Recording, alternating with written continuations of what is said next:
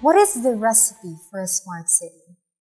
When we talk about smart cities, normally what comes to mind are cities like Singapore, London, Chicago. Smart cities use technology to derive insights from data to improve the lives of their constituents. Our project taps this potential in our very own cities, as we start with Cauayan City, Isabela. Let's first delve into something familiar, like making pizza, for example. Because who doesn't love pizza, right? But before that, there has to be this strong urge that pushes us to cook, to come up with something. And this is hunger. Hunger could refer to a lot of things. Hunger for food, hunger for knowledge. Ours is the hunger to help and strive for a better world by coming up with the right recipe for a developing city. Going back to cities, do you know that by 2050, 70% of the world's population will be living in cities? And that is around 6.3 billion people. And by the end of the 21st century, almost everyone will be living in cities. This natural tendency of humans is driven by a simple fact that cities provide the needed opportunity for career growth and fulfilling basic economic needs. On one hand, this would lower the cost of living because of shared resources such as energy, space, and water supply. On the other hand, if not properly managed, this will also result to the amplification of crimes, congestion, and other man-made disasters resulting from competition over limited resources. Step 2, turn up the heat and come up with a plan. Our proposed plan is called Paturo, or the Platform for Assessment and Tracking of Urbanization-Related Opportunities. This project, the first of its kind here in the Philippines, is in collaboration with the City of Cauayan, Isabela State University Cauayan Campus, Access Laboratory at the Asian Institute of Management, and DOST Assured. Now with Cauayan City opening up a new urban core, this is the perfect opportunity to create a city simulator, a real-world sandbox. Step 3, by consolidating various economic activity data into a single database and using mechanism-based, complex systems, machine learning, and other computational models, what we want to do is create a reliable and accurate measure of a city's economic activities, a smart index to assess the city's health.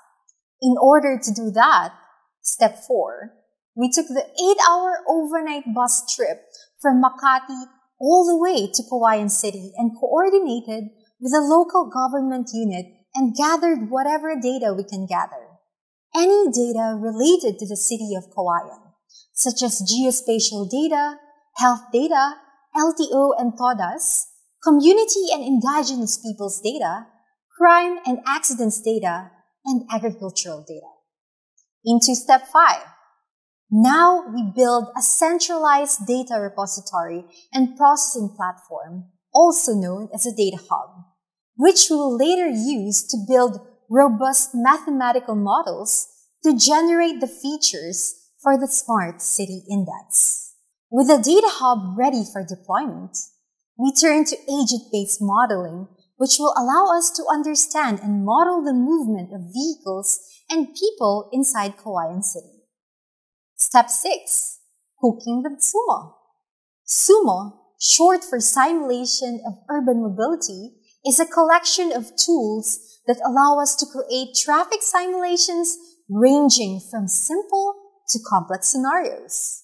One of the strengths is that it can visualize the simulation steps. Now we see the road network for Cauayan City zoomed into the point of interest. While SUMO handles a lot of things in the background, the user can still influence a simulation in certain ways. We are still exploring the full capabilities of SUMO, and this video has shown a short overview of how to use it for visualizing traffic simulations. Like most activities, especially in the kitchen, we also have a cooking timeline. After all, Paturo is a 2-year project with its own milestones covered within its timeline. Since its launch in February, we have built a data hub, used various mathematical models to understand the data, we have visualized our data as well, and an agent-based model that is ready to take in datasets of GPS trackers supposedly to be launched in Cauayan. Along came the COVID-19 pandemic, which has immobilized all aspects of life. Step 7. In the kitchen, sometimes there are things beyond your control. There could be something missing or something that is too much. And the only thing that you can do is to adapt and do changes along the way. Epidemic modeling was initially not a part of the goals of the project, but with the current pandemic creating huge impact in all aspects of life, we expect that this will definitely affect our models. But Paturo is always ready.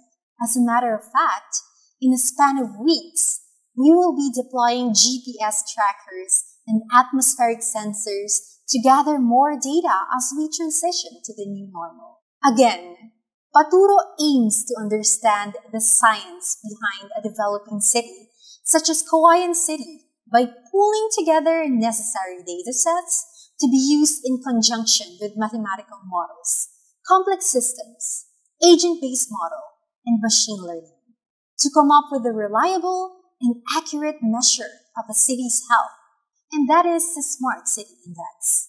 And more importantly, while also taking into account as we transition to the new normal. This Smart City Index will form the centerpiece of a decision support tool and interactive dashboard, which will be for the consumption of Cauayan City, and hopefully to be followed through not only here in the Philippines, but also to Southeast Asia.